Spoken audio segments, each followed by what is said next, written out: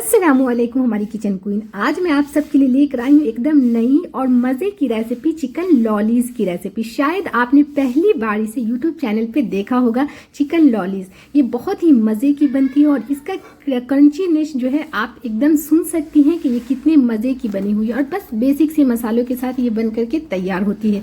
और हम इसे रमज़ान स्पेशल बना रहे हैं। आप इसे रमज़ान के लिए बना करके स्टोर कर सकती हैं। आप इसे शाम के चाय के साथ इसे इंजॉय कर सकती हैं। और अगर ऐसी सेवरीज हम बना करके अगर हम स्टोर करके रखते हैं ना, तो हमारा काम जो है वो बहुत आसान हो जाता है। अगर कभी अचानक से मेहमान आ जाते हो या फिर हमारे बच्चों के लिए, हमारे लिए अगर शाम के नाश्ते में अगर कुछ नया खाने का दिल करे तो फटाफट निकाले फ्रीज से और फ्राई करके आप इसे सर्व कर सकती हैं। और बहुत ही आसान है इसे बनाना।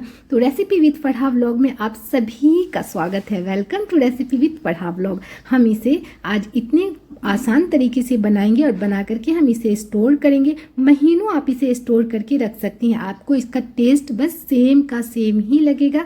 और बहुत यूनिक सी रेसिपी है। हम लोग साउथ अफ्रीका में हमेशा यानी कि हर रमज़ान हम लोगों के वहाँ पे नए नए तरीके का सेवरीज बन करके स्टोर किया जाता है। क्योंकि इंडिया तो है नहीं कि यहाँ फटाफट हम लोग फ्रेश चीज़ें ले करके हम लोग इसे यूज़ कर सकते हैं। तो इसी तरीके से हम लोग स्टोर करके रखते हैं चीज़ें और फिर रमज़ान में हम इसे इस्तेमाल कर सकते हैं।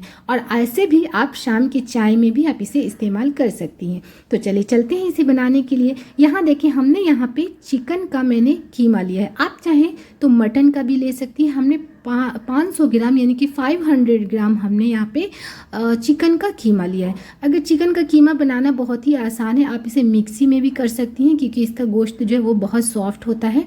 और एकदम अच्छे से धो करके इसका कीमा बना ले। उसके बाद हमने यहाँ पे 2 स्लाइस ब्रेड के ले लिए हैं और इसके अंदर तकरीबन ½ कप पानी ले लें और इसे हल्का सा सोक कर दें।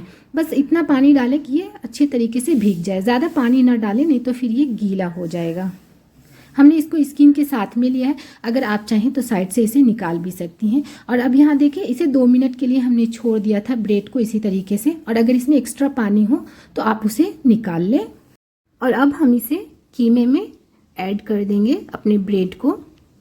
और उसके बाद यहाँ पे हमने एक मीडियम साइज़ के हमने प्याज ले लिए थे, उसे एकदम बारीक चॉप कर लेना है। और अगर इसमें आपको एक्स्ट्रा पानी लगे, क्योंकि पानी छूट जाता है कभी हमारे प्याज में, तो आप इसे पानी को साइड कर लें। और अगर आप इतना चॉप नहीं कर सकती हैं तो फिर उसका फाइन सा पेस्ट भी बना लें और पानी साइड कर लें। लेकिन चॉप करेंगी तो ज़्यादा अच्छा होगा।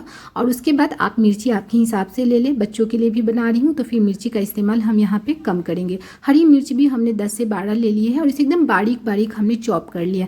आप चाहें तो हैंड वाला जो चॉपर आता है उसमें कर लें या फिर इलेक्ट्रिक वाले में कर लें या फिर आप नाइफ़ की मदद से भी आप कर सकती हैं, लेकिन फाइन करना है। उसके बाद हरा धनिया का इस्तेमाल कर लें आपके हिसाब से और इसे भी डाल लें। और इसके बाद हमने 1 टमाटर लिए थे। टमाटर को भी हमने एकदम बीज निकाल करके फाइन मैंने इसको छोटे छोटे पीस में हमने काट लिया था। अब इसे भी हम डाल देंगे। इसका भी अगर पानी आपको निकल रहा हो तो पानी को आप साइड कर लें, क्योंकि अगर ज़्यादा गीला हमारा कीमा हो जाएगा तो फिर ये हमारा जो है फिंगर के शेप में इसको डालना मुश्किल होगा। उसके बाद हमने यहाँ पे 1 छोटा चम्मच अक्खा जीरा लिया है। उसके बाद 1 छोटा चम्मच हमने काली मिर्च का पाउडर लिया है। काली मिर्च को भी कम ज़्यादा आप कर सकती हैं। आधा छोटा चम्मच हम लेंगे नमक, आपके टेस्ट के हिसाब से डाल लें, बाद में टेस्ट करके भी आप डाल लें। उसके बाद ये एरोमेट जो आता है ना, ये ऑप्शनल है। अगर आपके पास हो तो डाल लें, ना हो तो फिर आप स्किप कर लें। बस इससे थोड़ा टेस्ट अच्छा आ जाता है। लेकिन ऐसा नहीं है कि अगर आपके पास एरोमेट ना हो तो आप ऐसा कि नहीं अब मैं कैसे बनाऊँगी, तो ऐसा नहीं करना है। आप इसके बिना भी बना सकती हैं, आपके टेस्ट में कोई फ़र्क नहीं होगा। उसके बाद हम यहाँ पे लेंगे ये हमारा, आपको अगर चिकन स्पाइस अगर आपके पास हो तो आप चिकन स्पाइस भी डाल सकती हैं, या फिर आपके पास अगर बारबेक्यू जो स्पाइस आते हैं वो भी डाल सकती हैं। और अगर दोनों में से कोई ना हो तो आप स्किप भी कर सकती हैं। उसके बाद 1 छोटा चम्मच हम यहाँ पे डालेंगे लहसुन का पेस्ट, यानी कि गार्लिक पेस्ट। उसके बाद 2 छोटा चम्मच यहाँ पे जाएगा हमारा विनेगर। और अगर विनेगर ना हो तो आप नींबू का भी इस्तेमाल कर सकती हैं। उसके बाद यहाँ पे हमने 2 बड़ा चम्मच गरम तेल लिया है। जो रिफाइंड तेल आता है ना, उसे हमने अच्छे से गरम कर लिया था। और गरम करने के बाद आप इसमें रखें। और अब इन सभी चीज़ों को एकदम अच्छी तरीके से हम इसे मिक्स कर लेंगे। मिक्स आपको एकदम अच्छे तरीके से करना है। और मिक्स करने के बाद अगर आपको गीला थोड़ा लगे तो आप इसे थोड़ी देर के लिए फ्रीज़ में रख दें, लेकिन ये गीला होना नहीं चाहिए। लेकिन फिर भी आपको लगे कि अगर थोड़ा अभी ये हैंडल नहीं हो सकता है तो फिर आप इसे थोड़ी देर के लिए छोड़ सकती हैं। यहाँ देखिए हमने एकदम अच्छे तरीके से इसे मिक्स कर लिया है। आप इसका टेक्स्चर देख सकती हैं, बहुत ही परफेक्ट है। तो यहाँ इसे मैंने अच्छे से मिक्स करके हम इसे यहाँ पे साइड पे थोड़ी देर के लिए छोड़ देते हैं और उसके बाद अब हम इसे यूज़ करेंगे। देखें यहाँ मैंने इसे 5 से 10 मिनट के लिए मैंने छोड़ दिया था। और अब इसे छोटा छोटा बोल इसका बना लें, जैसे हम बोल किसी भी चीज़ के लिए बनाते हैं ना, बस उस तरीके का छोटा छोटा बोल ले लें। अब हम इसे शेप देना है फिंगर के साइज़ का, हम इसे लॉलीज बनाएंगे। जो हमारी फिंगर की साइज़ है ना, उसी साइज़ की हम इसकी लॉलीज बना लेंगे। इस तरीके से आप देख सकती हैं। आप आपकी हथेलियों पर थोड़ा सा तेल लगा लें अगर ये चिपक रहा हो तो। ये देखें इसका साइज़ इस तरीके का हमें रखना है, अपने फिंगर के साइज़ का, क्योंकि हमें इसे टूथपिक के अंदर फिर हम इसे पिक करेंगे। तो उसी साइज़ के हिसाब से आप इसे रख लें। इससे ज़्यादा बड़ा साइज़ ना करें, नहीं तो फिर आपके टूथपिक के हिसाब से बड़ा हो जाएगा तो फिर मुश्किल हो जाएगा। तो इसी तरीके से हम इसे लंबा लंबा पहले गोल करेंगे और इस तरीके से हम फिंगर के साइज़ में हम इसे बना लेंगे। बहुत आसान है इसे बनाना और बच्चे भी बहुत शौक से खाते हैं। तो उम्मीद है कि आज की रेसिपी आप लोगों को ज़रूर पसंद आएगी। और अगर पसंद आए तो please like share and subscribe करना बिल्कुल ना भूलें। तो यहाँ देखिए हमने इस तरीके से सारी लॉलीज हमारी बना करके तैयार कर लिए थे और तभी तो मैंने आड़े टेढ़े जल्दी जल्दी बना लिए थे। अब हम इसे शेप देंगे कब, जब हम इसे टूथपिक में अच्छे से हम इसे पिक करेंगे तब हम इसे शेप दे देंगे। और यहाँ देखें हमने यहाँ पे 2 अंडे ले लिए थे। अंडे में हमने थोड़ी सी विनेगर डाल दी थी और उसके बाद हम यहाँ पे मैदा ले लिए हैं और ये हमारा ब्रेड क्रम्ब है। उसके बाद ये देखें ये हमने यहाँ पे जो टूथपिक आती है ना, जो हम खिलाल वगैरह के लिए यूज़ करते हैं, आप वो भी इस्तेमाल कर सकती हैं। लेकिन हमने जो इस्तेमाल किया है ये टूथपिक से जो थोड़ी सी बड़ी वाली जो आती है ना, वो मैंने ली है। लेकिन आप टूथपिक भी आराम से इस्तेमाल कर सकती हैं, जो आपके पास अवेलेबल हो वो आप यूज़ कर लें। टूथपिक तो सभी के घर में होता है तो आप उसमें आराम से यूज़ कर सकती हैं। उसके बाद यहाँ देखें हमने जो अपने ये फिंगर बनाए थे ना लॉलीज, उसको हम पहले मैदा में हम इस तरीके से मैदा के अंदर हम इसे रोल कर लेंगे। उसके बाद हम अंडे में डीप करेंगे। इस तरीके से अंडे में डीप करने के बाद हम फिर इसे ब्रेड क्रम्ब करेंगे। अच्छे तरीके से चारों तरफ इसे ब्रेड क्रम्ब में रोल कर लें ताकि ये अच्छे से कोट हो जाए ब्रेड क्रम्ब के साथ में, इस तरीके से। उसके बाद हम लेंगे अपना टूथपिक ले लें या फिर आपके पास इससे बड़ी वाली जो आती है वो स्टिक हो तो वो भी ले लें। और यहाँ देखिए इस तरीके से अब हम टूथपिक के अंदर इसे पिक कर देंगे अच्छे से और इसे हल्का सा हम अच्छे तरीके से चारों तरफ घुमा देंगे कि ताकि ये एकदम अच्छे से राउंड शेप में आ जाए। उम्मीद है आप सबको समझ में ज़रूर आ रहा होगा। एकदम आसान है, कोई मुश्किल है नहीं इसे बनाना।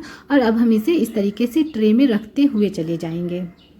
एक साथ मैंने पूरा बना लिया था कि इजी होता है कि एक बार मैंने बना करके एक साथ हम इसे कोटिंग करेंगे तो आसान होता है। इस तरीके से हम फिर से हमने देखा अपने यहाँ हमने मैदे में पहले इसे रोल किया, फिर हमने इसको अंडे में डीप किया। अब हम इसे ब्रेड क्रम्ब में डालेंगे और ब्रेड क्रम्ब कर लेंगे इसको। एकदम आसान है इसको ब्रेड क्रम्ब में डालने से इसका ना क्रंचीनेस बहुत अच्छा आता है। तो आप ये ज़रूर करें। और फिर इसी तरीके से हम टूथपिक लेंगे और इसी तरीके से फिर हम इसके अंदर पिक कर देंगे। और इसी तरीके से हमने ना अपने सारे लॉलीज को हम ना करके हम इसे तैयार कर लेंगे। आप देख सकती हैं